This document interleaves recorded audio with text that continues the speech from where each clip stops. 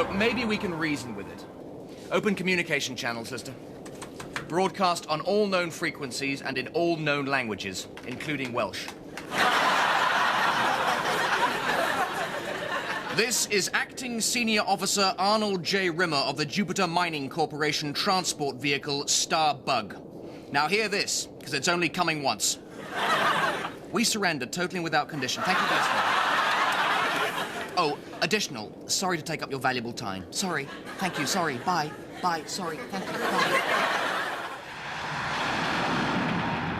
I said, don't, guys. Honestly, don't write a sci-fi sitcom because nobody ever buys sci-fi sitcoms, you know? I mean, it's like you don't know the rules in this business, and one of them is don't do sci-fi sitcoms. And so anyway, they wrote it. Rob and Doug never do anything you tell them, so they went away and wrote it. And they sent me this first script to Red Dwarf, and I have to say I loved it. I didn't think it was very good. I still said to them we won't be able to sell it, but we'll try. Hope they got some spare odds and sods on board. We're a bit short on a few supplies. Like what? Cow's milk. Ran out of that yonks ago. Fresh and dehydrated. What kind of milk are we using now? Emergency backup supply. We're on the dog's milk. Dog's milk? Nothing wrong with dog's milk. Full of goodness, full of vitamins, full of marrowbone jelly. Lasts longer than any other type of milk, dog's milk. Why? No bugger to drink it.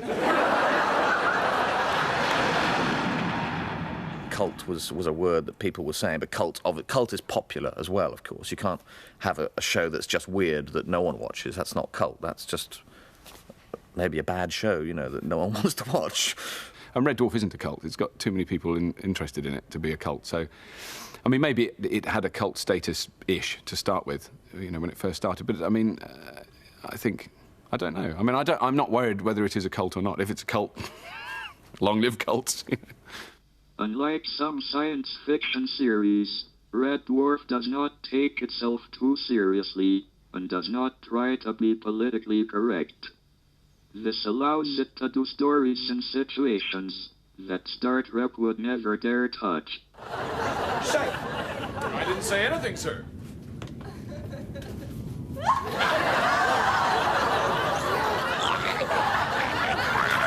You seriously like them that much, sir? He's trying to kill me! Oh, it's a good one, huh? It went under here, I can see it. You all right, sir? Smeg, it's gone. What? How could that be? Where could it go? We better get out of here, Crichton. Something very weird is going on. Something very, very... It's a little pain in the butt. What's wrong? Help me, underpants! I'm shrieking! Oh, God! The book's alive, man! I'm getting smaller! Oh, no! Help me, please! Please, I'm begging you!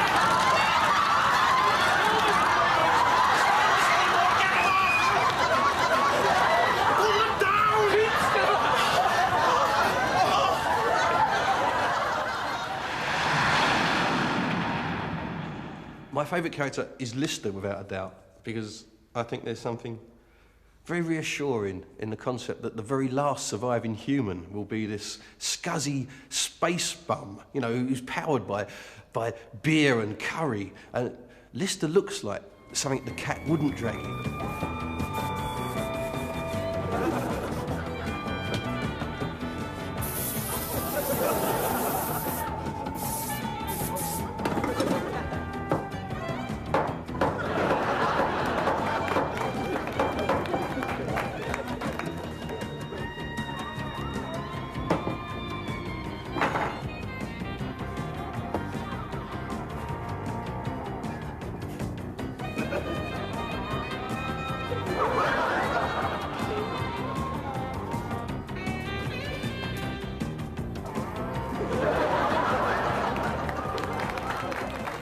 We sent down a search probe and there's no marine life on the entire planet. We're just going to sit out on Starbuck, dangle the rods over the side and have a few cans, you know, chill out. I don't believe anybody'd want to go on a fishing holiday where they know there's no fish. You always do it all the time back home. Used to go down the canal.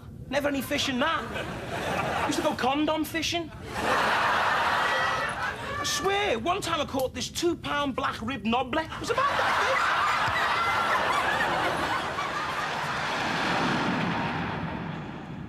We have never watched Red Dwarf. We are not familiar with its content. We never watch anything on BBC Two.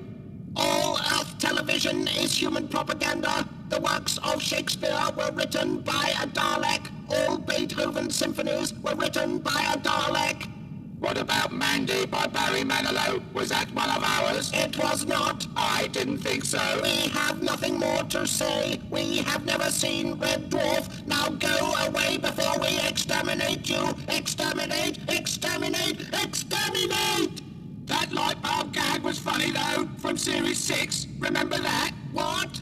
When they wanted to go to Red Alert. Your heart buttons are impaired. You are not behaving like a true Dalek. You should be exterminated. All I said was it was funny. That mate with a light bulb. Exterminate!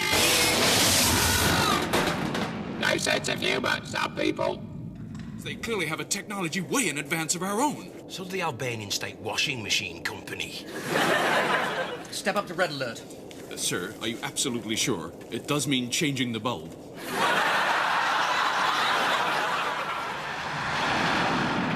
Hi, we're Eternal, and we'd like to wish a happy 10th anniversary to Red Dwarf.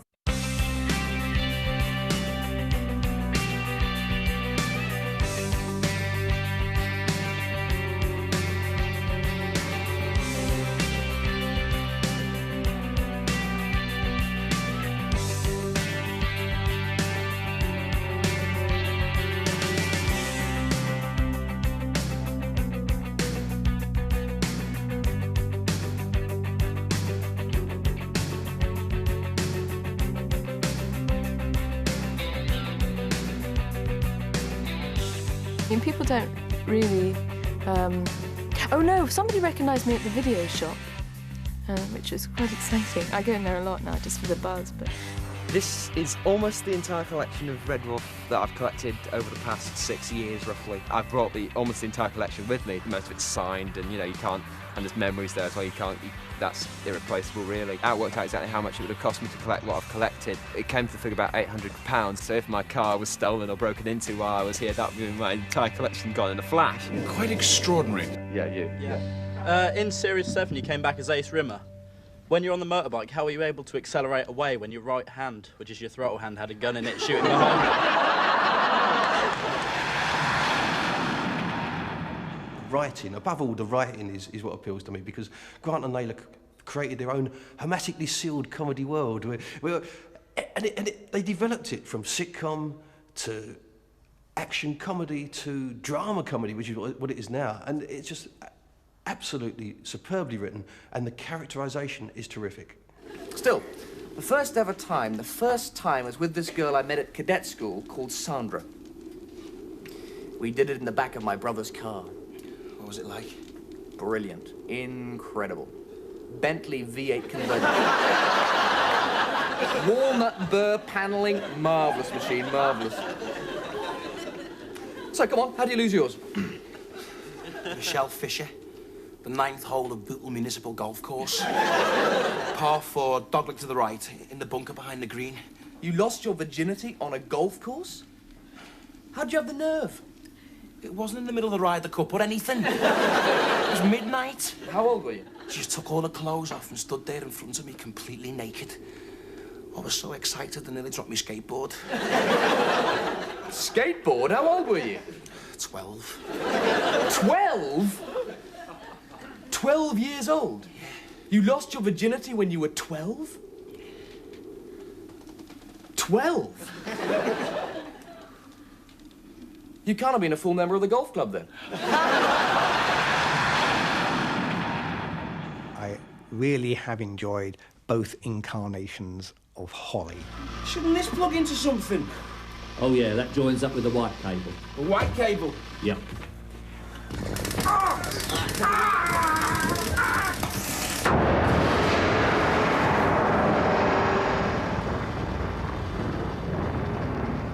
Or is it the yellow cable? Yes, it should have been the yellow one. An episode with a lot of Holly in it always seems to work very well. Well, let's just hope you don't get an overload. What happens if I do get an overload? You'll explode. It's coming, I can feel it.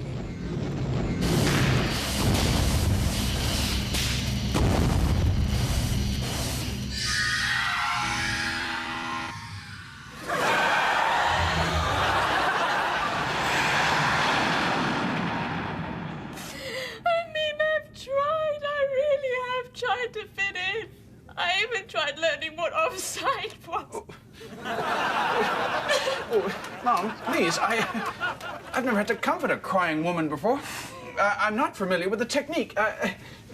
Hang on, just processing. Oh, I see. Oh, well, don't worry, ma'am. I know the drill now. What are you doing? Get off me! The Heimlich maneuver, ma'am. I believe it helps women stop crying. The Heimlich maneuver stops people choking, you idiot! No, I think you're wrong, ma'am. That letter. There.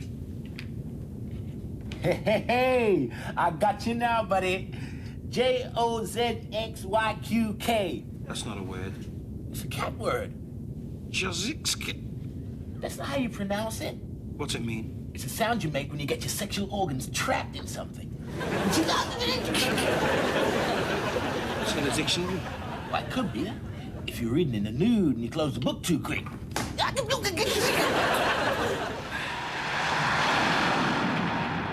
My favourite character by quite a long way, I'm afraid, is Crichton, because I think he's impossible not to like the guy. I don't think Data in Star Trek would ever have been born if it wasn't for Crichton. What is it? It's an It's an orange. Go on, say it. It's an orange. This is an orange. It's a banana. It's no good, sir. I just can't do it. Crichton, I'm going to teach you how to lie and cheat if it's the last thing I do. Those are the human qualities I admire the most. But I just can't do it. You can. I can't. Look, what's this? No. What is it? Please. Come on, what is it? It's a small off-duty Czechoslovakian traffic warden. Yes, you did it. What's this? It's a red and blue striped golfing umbrella. Yes. What's this? It's an apple. No. What is it? It's the Bolivian Navy on maneuvers in the South Pacific. I was living and working in the United States when Red Dwarf first aired, and it wasn't until 1993 or 1994, on a return to the UK, that, switching channels one night, I came in the middle of this program, clearly a science fiction program, and at once, to my horror and outrage, what I thought I saw was a rip-off of Star Trek: The Next Generation. I was already reaching for the telephone to call my lawyer when something happened that made me laugh, and it was something that certainly would not have happened on The Next Generation. So I left the telephone where it was, and I went on watching, and I think within a few moments I had got what the show was, and I was laughing all the time. For me, what made it then and what continues to make the show so appealing is that it is at times so close to the television series that I recorded for 7 years, and so delightfully makes a mock of the kind of show that I was doing. I sometimes wish that we could have introduced some of that same wild, ironic humor into The Next Generation. Hey, buddy! Hold it! You've got to stay! This is a job for the Riviera Kid.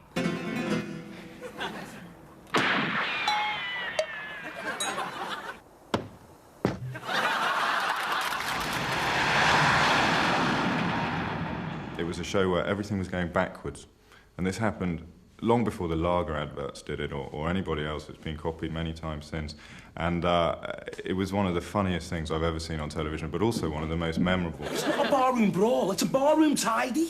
Unrumble!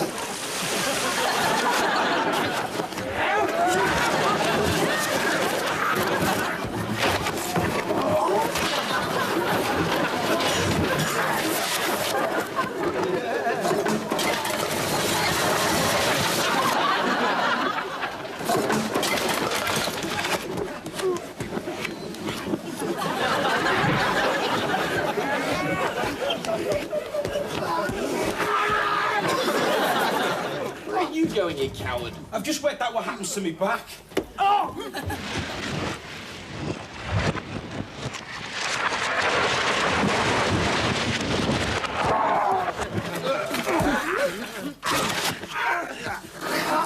Here's matey. Have your tooth back.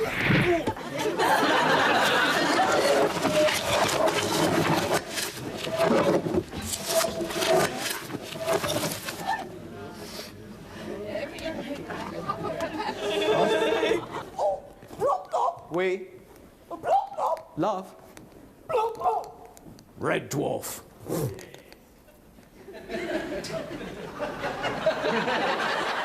I enjoyed Back to Reality, in which a toxin from a squid made the crew believe that the whole Red Dwarf experience was just an artificial reality computer game.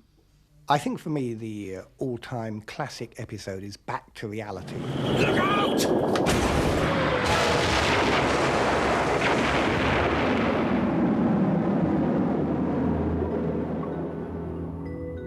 For the last 4 years, you have been engaged in the total immersion video game, Red Dwarf. As with all role-playing adventures, you will experience a certain amount of disorientation on leaving the game. It will be several minutes before your real-life memories return. So, in the meantime, please disengage the game-playing machinery and relax until an attendant is free to answer any of your questions. On behalf of Leisure World International, may we be the first to say, welcome back to reality.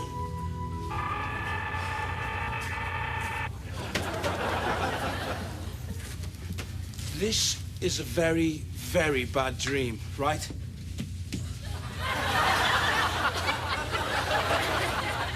I'm not a hologram. I'm half human. What the hell's happened to my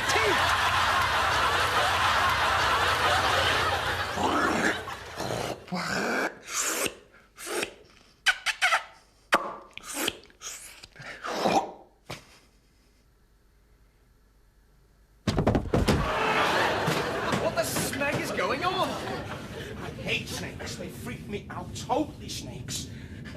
They are my all-time second worst fear, guy. What's your first? This?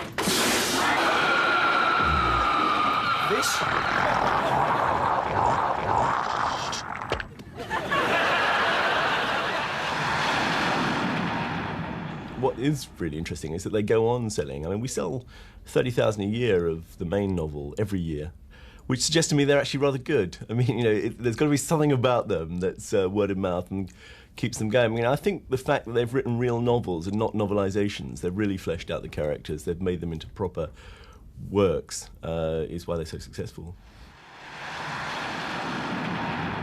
I think the favourite, oddly enough, has to come from the last series when we were shooting the sequence, the sort of what I loosely call the Ace Rimmer - James Bond-esque sequence at the beginning.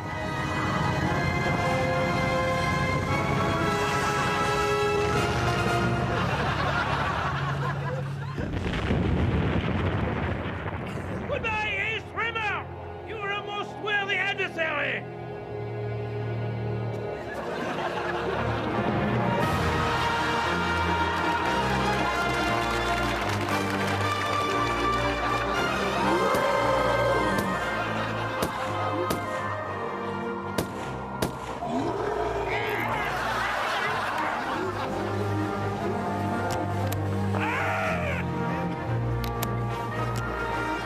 See you later, alligator!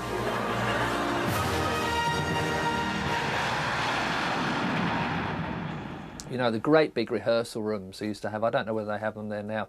And at the time, they brought out these lovely little these miniature leather footballs. And I bought one, I thought that'll perfect, just right for the rehearsal room for a game of football. Everyone was into football, Craig, everyone, Doug, everyone liked a little kickabout. And we used to have little kickabouts in there and make a little goal.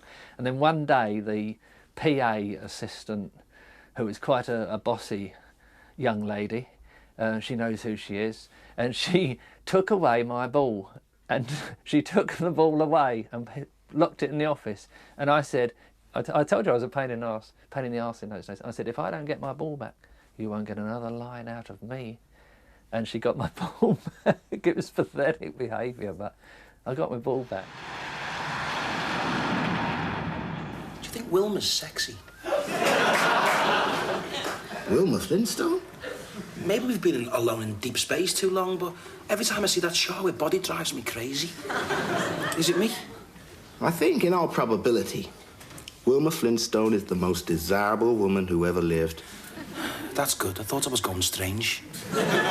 She's incredible. What do you think of Betty? Betty Rubble? Well, I would go with Betty. But I'd be thinking of Wilma. This is crazy. Why are we talking about going to bed with Wilma Flintstone? You're right. We're nuts. This is an insane conversation. She'll never leave Fred, and we know it.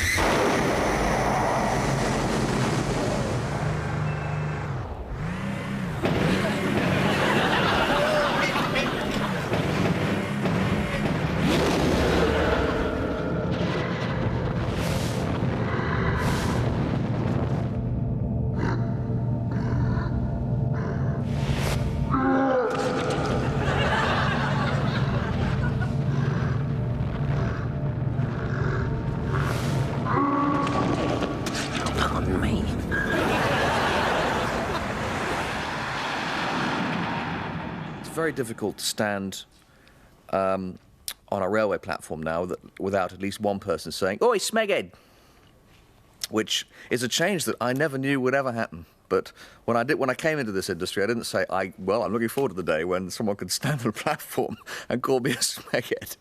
And of course, that happens reassuringly everywhere you go now. Okay, there's the young lad. I saw you there, but then you got covered up. Okay. Hi. What does smeg mean?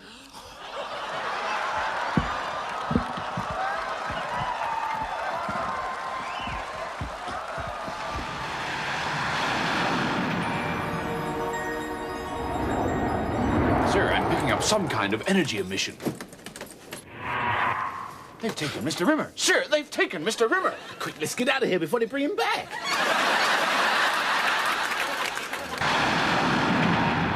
I like the way that the script is never afraid to take risks. Well, come with us back to Dallas in November '63. Be a second gunman. The gunman behind the grassy knoll. You mean assassinate myself? Yeah, it'll drive the conspiracy nuts crazy, but they'll never figure it out.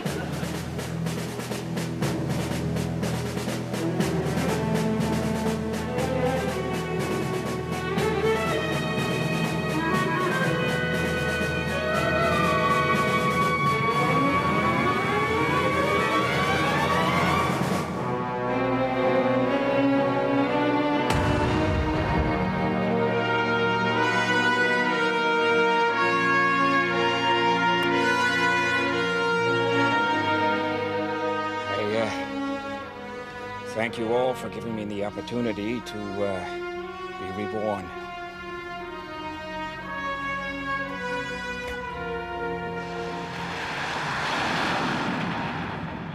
Als uns die Rollen für dieses Red Dwarf angeboten worden sind, da ist mir zu verstehen gegeben worden, das sei ein Qualitätsprogramm. Ein Film über den Zweiten Weltkrieg. Ja, und nicht irgendeine dumme Komödie, in der einem Krokodil auf den Kopf geworfen wäre.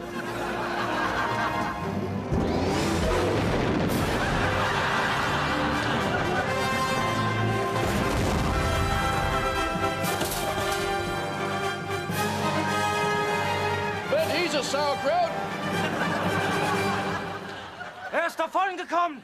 Ich kann das überhaupt nicht glauben, dass er davongekommen ist! Das war Ace Rimmer! Ha, wir haben Glück gehabt, dass wir noch am Leben sind!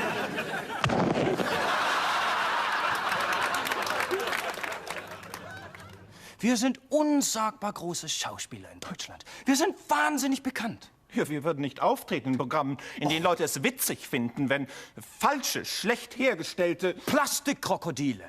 Plastikkrokodile auf Mitglieder des Dritten Reiches fallen.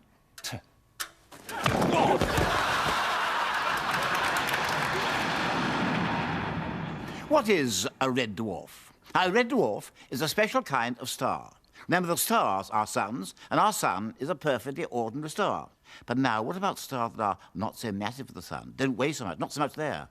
They never become hot enough to become bright and yellow like the sun. Instead, they begin to glow redly. And these are the red dwarfs. They may shine very feebly, getting redder and redder, smaller and smaller, and finally, after thousands of millions of years, they fade away to become dead globes. Really rather sad.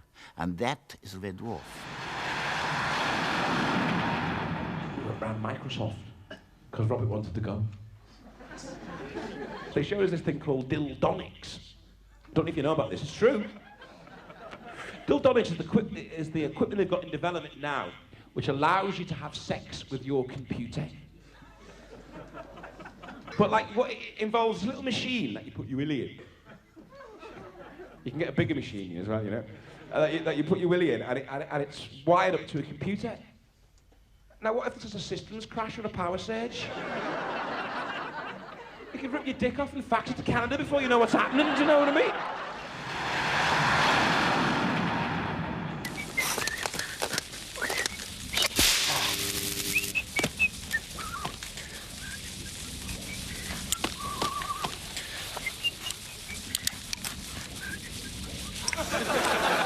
Can you hear me? Okay. Now find an ore sample pod. There should be plenty strewn around the crash site. Initiate the homing procedure and bring help. Okay? Good luck, boy. Chief, go on.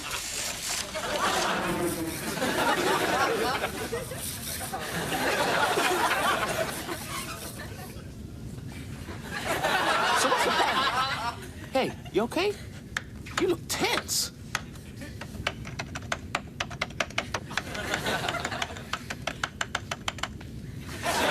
You're playing that dumb adventure game.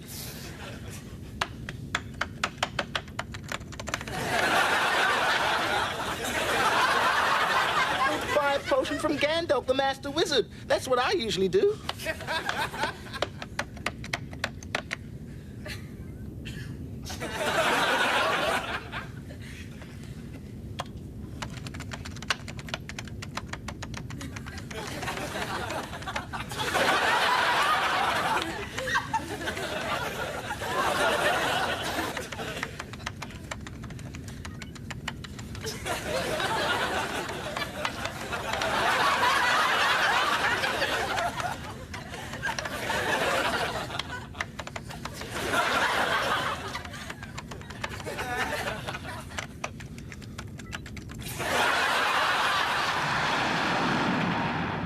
Wait a minute, here comes the best bit. If you're in trouble, he will save the day. He's brave and he's fearless, come what may. Without him, the mission would go astray. He's Arnold, Arnold, Arnold Rimmer. Without him, life would be much grimmer. He's handsome, trim, and no one slimmer. He will never need a Zimmer. He's Arnold, Arnold, Arnold Rimmer, more reliable than a garden trimmer. He's never been mistaken for your grinner. He's not bald and his head doesn't glimmer. Master of the wit and the repartee, his command of space directives is uncanny. How come he's such a genius? Don't ask me. Arnold, Arnold Rimmer, he's also a fantastic swimmer. And if you play your cards right, then he just might come around for dinner.